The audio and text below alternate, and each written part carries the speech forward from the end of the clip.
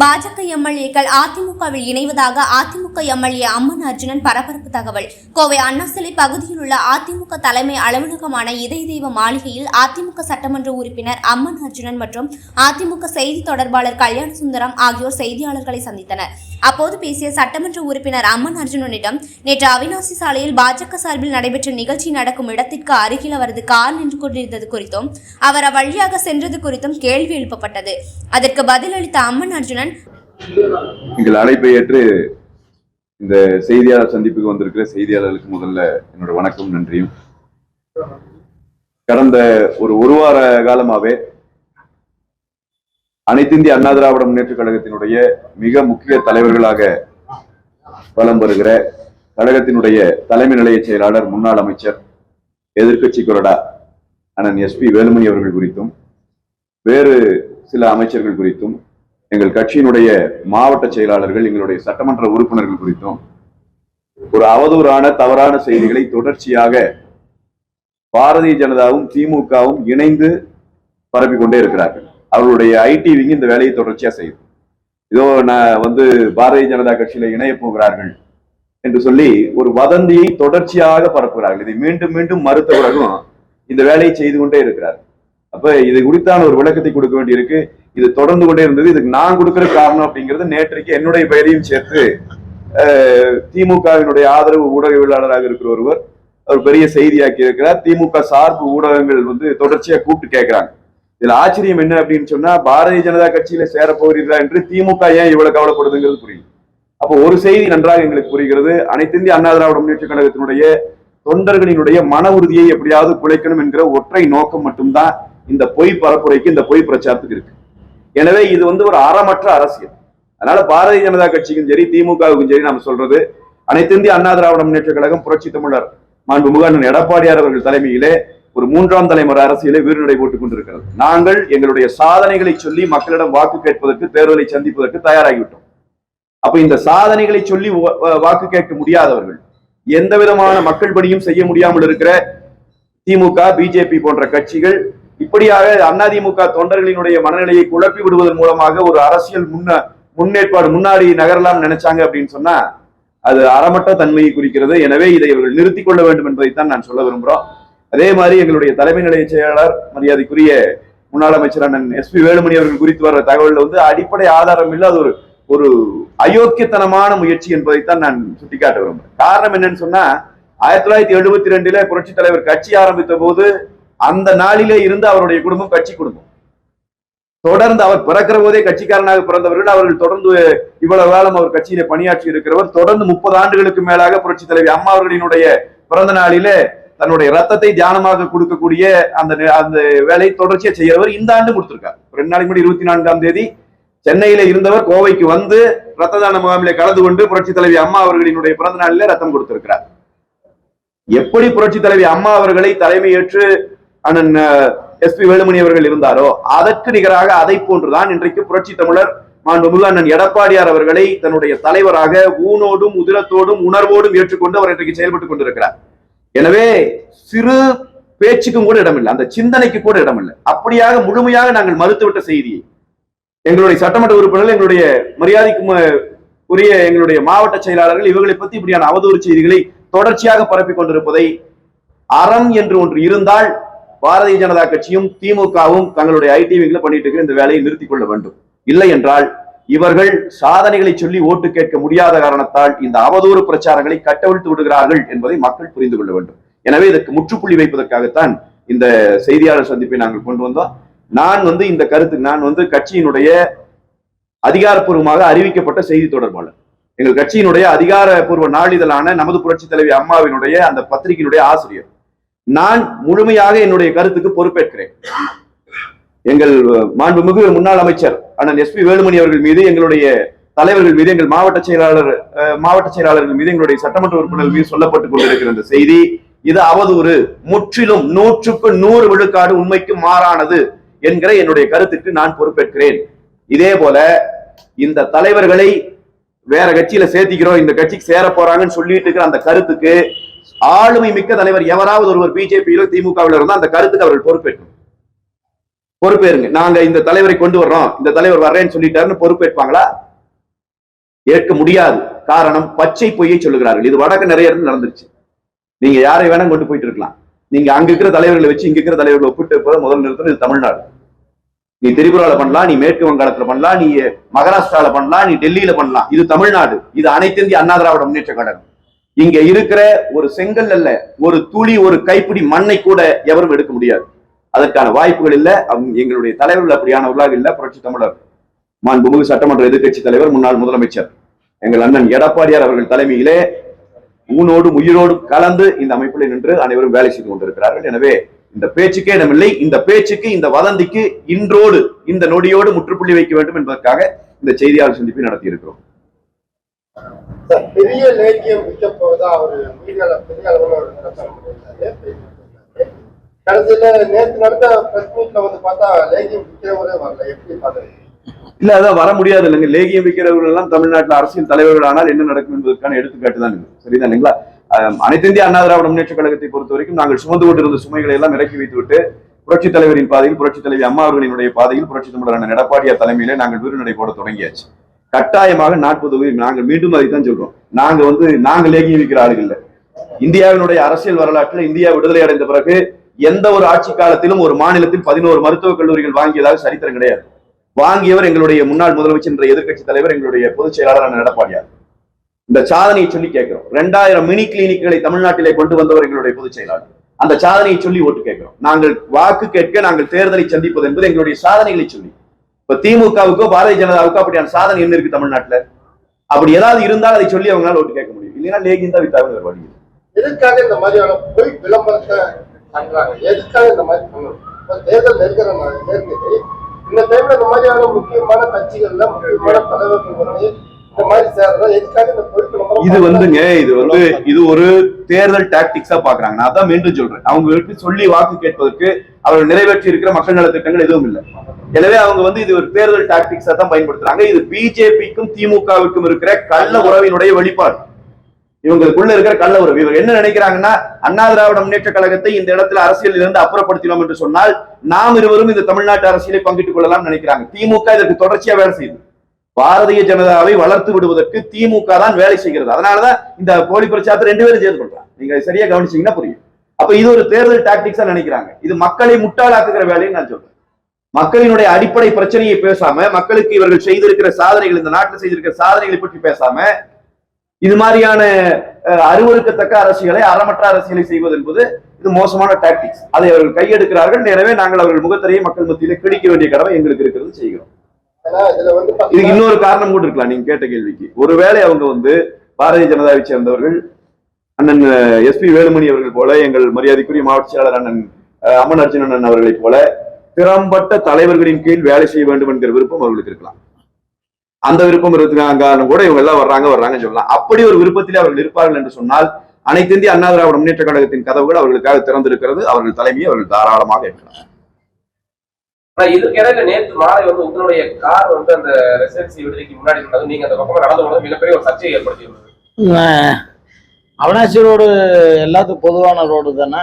இருந்தாலும் நேற்று அந்த நேரத்துல நீங்க அவங்க அந்த நேரத்துல இருப்பாங்கன்னு எனக்கு என்ன தெரியும்?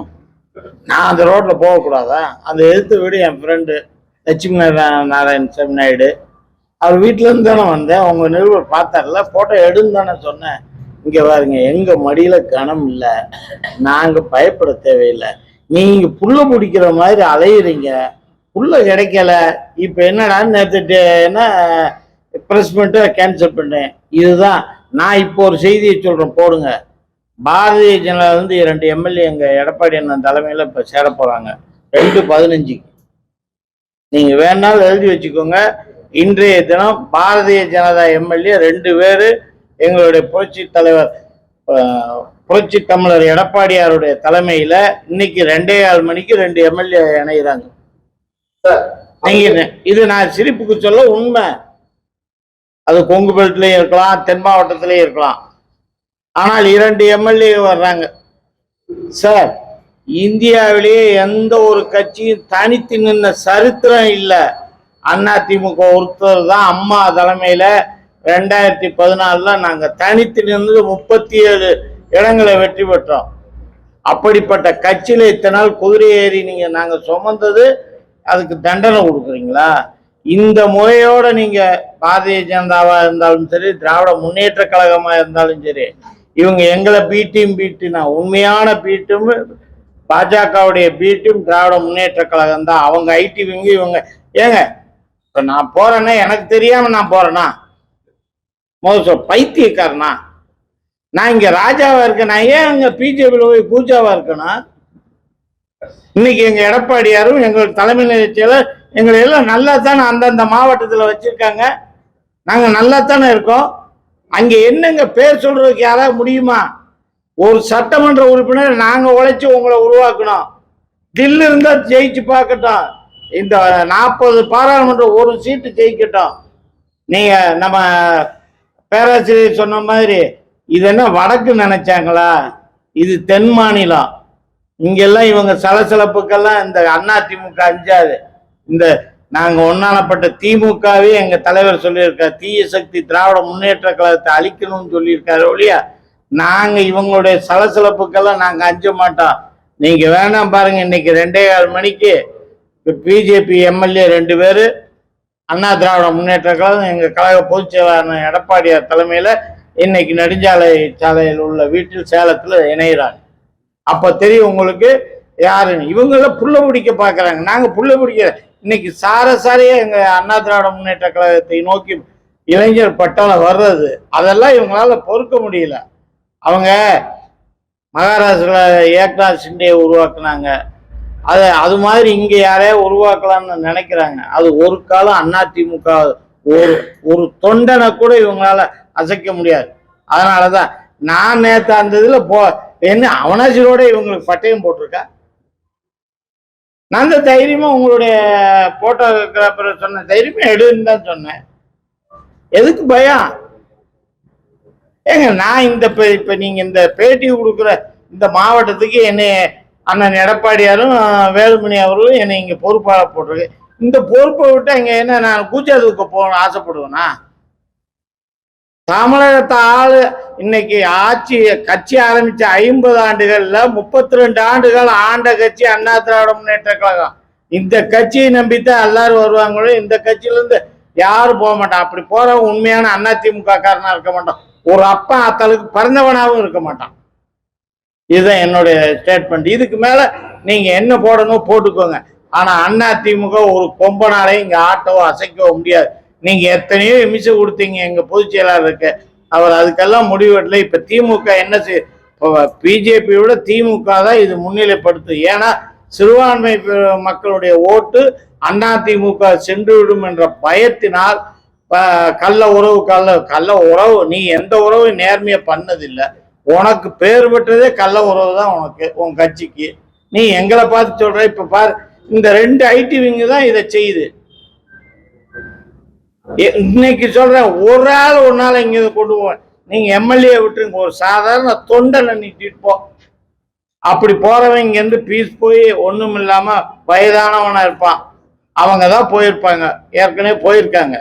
அவங்க இங்க இருந்து எதுக்குமே பயன்படாத ஆள்கள் தான் இங்க போயிருக்காங்களுடைய.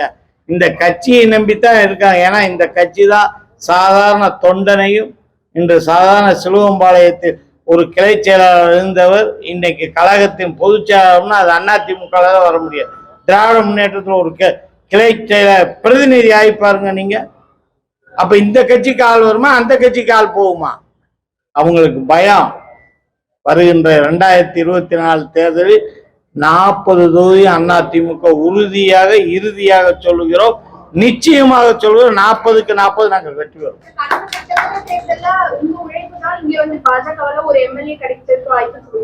ஆனா பாஜக இந்த முறை பாத்தீங்கன்னா தமிழகத்துல முக்கியமா கோவையை மையமா வச்சு ரொம்ப தீவிரமா செயல்படுறத பார்க்க முடியுது. களத்துல அவங்க தனியா நிற்கும் போது வாய்ப்புகள் ஜாஸ்தி நினைக்கிறீங்களா? அவங்க ஜெயிச்சா நான் அரசியலை விட்டு விலகுறேன். பிஜேபி ஜெயிச்சிருச்சுன்னா நான் அரசியல் விட்டு ஒதுங்கிக்கிறேன். ஏங்க ஒரு சட்டமன்ற உறுப்பினர் எங்களுடைய அதிமுக உழைப்புல தாங்க அவங்க வெற்றி பெற்றாங்க. அந்த வாக்கு எண்ணிக்கிற அன்னைக்கு எனக்கு தான் தெரியும். நான் தனிப்பட்டதுல யாரையும் சொல்லல. அந்த நிலைமையில எப்படி இருந்தாங்க, அந்த நேரத்தில் நீங்க ஜெயிப்பீங்க. ஏன்னா எங்களுக்கு கள நிலவரம் நாங்கள் தான் பார்த்தவங்க. இந்த இடத்துல வந்தால் நம்ம ஜெயிப்போம், நீங்கள் கவலைப்படாதீங்கன்னு சொன்னால் நான் தான். என்னுடைய சட்டமன்ற தொகுதி ஓட்டுன்றதை விட்டுட்டு அவங்க பக்கத்தில் தான் நான் போய் நின்னேன். அதனால் பிஜேபியில் ஒரு கால் கனவு வேணால் அது கோயம்புத்தூரில் ஜெயிப்பேங்கிறது கனவு. இது அதிமுக கோட்டை. தமிழகத்தில் அதிமுக கோட்டை எதுனா நாங்கள் கொங்கு பெல்ட்டில் இவங்க ஜெயிக்கிறதுன்னா என்ன அதிசயம்? ஒரு அதிசயம் நடக்காது. அவங்க நினைக்கிற என்ன மகாராஷ்டிரா ஒண்ணு வேணாம். உங்களால டெல்லியில ஒரு அசைவிக்க முடிஞ்சதா? உங்களுடைய பித்தலாட்டத்தை சுப்ரீம் கோர்ட் தோல் உரிச்சு காட்டிட்டான். அது மாதிரி எங்களை நினைச்சிருக்காங்களா? ஒட்டியை மாத்துறீங்க, சீல் போட்ட பேப்பரை மாத்துறீங்க, அதுக்குள்ள 3 கவுன்சிலர் விலை கொடுத்து பேசுறீங்க. இப்படிப்பட்ட கட்சி அதிமுகவை பார்த்து எம்எல்ஏ வர்றாரு, செகண்ட் லீடர் வர்றாரு. ஒரு லீடர் வர மாட்டாங்க. பஞ்சு மிட்டாய்க்கு மாண்புமிகு நம்ம யாரு புதுச்சேரி கவர்னர் தமிழிசை தங்கமாட்டி தடை உத்தரவு போட்டால, அந்த தடை உத்தரவு இங்கே தமிழ்நாட்டு வர்றதுக்குள்ள ஏதாவது பஞ்சு மிட்டாய் கொடுத்து ஏதாவது எம்எல்ஏ பார்க்கலாம்னு தேடிட்டு இருக்காங்க. இங்கே பஞ்சு மிட்டாய்க்கு வழி இல்லை, ஒரு டீ கூட வழி இல்லாம போவாங்களுடைய அதிமுக தொண்டனை அவர்கள் அசைத்து கூட பார்க்க முடியாது. இது தைரியமா நாங்க சொல்றோம். ஒட்டு இல்லையா? கூட்டணி இல்லைன்னு எங்க பொதுச் செயலாளர் பல முறை சொல்லிட்டாருங்க. 1/2 மணி நேரம் பேசி கூட்டணிங்கிறதே இல்ல, இப்ப இல்ல, எப்பவும் இல்ல. சின்ன குண்டா போடுறதுதான் நாங்க பிளான் பண்ணோம், சின்ன குண்டு போடுறதுதான் பிளான் பண்ணோம். ஆனா இது 1 வார காலம் தள்ளி போடுறதுக்கு அப்புறம் பெரிய குண்டா நிறைய பேர் இணைப்போம் அப்படின்னு இருக்காரு. அதான் இதுக்கு என்ன பதில் சொல்றாங்க? என்ன ஏன் நேத்து சேர்ந்திருக்க வேண்டிய உங்க நம்பிக்கை? நேத்து சின்ன குண்டுக்கே ஒரு ஆளும் இல்ல, நீங்க பெரிய குண்டு என்ன நன்குண்டு மாதிரி சொல்லி ஒரு எலெக்ஷனை நீங்க ஜெயிச்சீங்க. அது மாதிரி இங்க எல்லாம் ஜெயிக்க முடியாது தம்பி. மத்திய அமைச்சர் அந்த கருத்துக்கு பொறுப்பேற்றுக்கு வர மத்திய அமைச்சராக இருக்கிறவர், நாட்டினுடைய 150 கோடி மக்களினுடைய அமைச்சர், இப்படி ஒரு கருத்தை சொல்றாரு. அந்த கருத்துக்கு அவர் பொறுப்பேற்றுக் கொள்வேன் சொல்லுவாராம். இந்த எங்களுடைய தலைமை நிலை செயலாளரையோ, எங்க மாவட்ட செயலாளரையோ, எங்கள் சட்டமன்ற உறுப்பினரையோ நான் கொண்டு வரேன்னு எல்முருகன் ஏத்துக்கிட்டாருன்னா அப்புறம் பேசலாம். சும்மா வதந்திகளை பேசிட்டு தெருவில் வரவங்க பேசலாம். ஒரு நாட்டினுடைய மத்திய அமைச்சர் பேசுறாருன்னு உங்க கட்சியினுடைய லட்சணம் தெரியுது. அவ்வளவு நேற்று ஆள் கிடைக்காம தானே போயிட்டாங்க.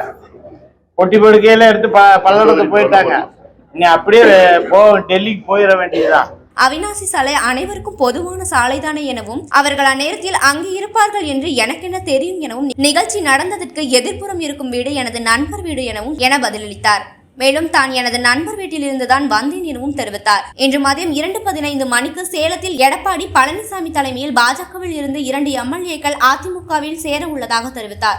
மேலும் இது சிரிப்புக்காக கூறவில்லை எனவும், உண்மை எனவும் அது கொங்கு மண்டலமாகவும் இருக்கலாம், தென் மண்டலமாகவும் இருக்கலாம் என தெரிவித்தார். மேலும் இந்தியாவிலேயே எந்த ஒரு கட்சியும் தனித்து நின்ற சரித்திரம் இல்லை என தெரிவித்த அவர், அதிமுக மட்டும்தான் அம்மா ஜெயலலிதா தலைமையில் 2014ஆம் ஆண்டு தனித்து நின்று 37 இடங்களில் வெற்றி பெற்றதாக தெரிவித்தார். இந்த முறையோடு பாஜகவாக இருந்தாலும் சரி, திமுகவாக இருந்தாலும் சரி, எங்களை பி டீம் என்று கூறுகிறார்கள். ஆனால் பாஜகவின் உண்மையான பி டீம் திமுக தான் என்றார்.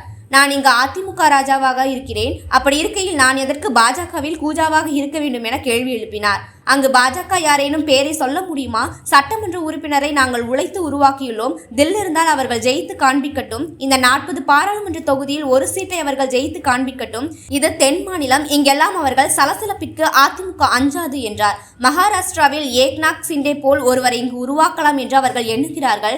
அதெல்லாம் இங்கு நடக்காது எனவும், அதிமுக தொண்டன் ஒருவரை கூட அவர்களால் அசைக்க முடியாது எனவும் தெரிவித்தார். அதிமுகவை நம்பிதான் பலரும் வருவார்களே தவிர இங்கிருந்து யாரும் வெளியில் செல்ல மாட்டார்கள் எனவும், அவ்வாறு செல்லும் யாரும் உண்மையான அதிமுக காரர்களாக இருக்க மாட்டார்கள் எனவும், ஒரு தாய் தந்தைக்கு பிறந்தவர்களாகவும் இருக்க மாட்டார்கள் என தெரிவித்தார். அதிமுகவில் இருந்து யாரேனும் சென்றிருந்தால் அவர்கள் வயதானவர்களும் பயன்படாத ஆட்களும் தான் சென்றிருப்பார்கள் எனவும் தெரிவித்தார். சிறுபான்மையின மக்களின் ஓட்டுகள் அதிமுகவிற்கு சென்று விடுமோ என்று பயத்தினால் கள்ள உறவு என கூறுகிறார்கள் எனவும், நீங்கள் எந்த உறவையும் நேர்மையாக செய்யவில்லை எனவும், கள்ள உறவிற்கு பெயர் போனதே உங்கள் கட்சிதான் எனவும் கடுமையாக சாடினார்.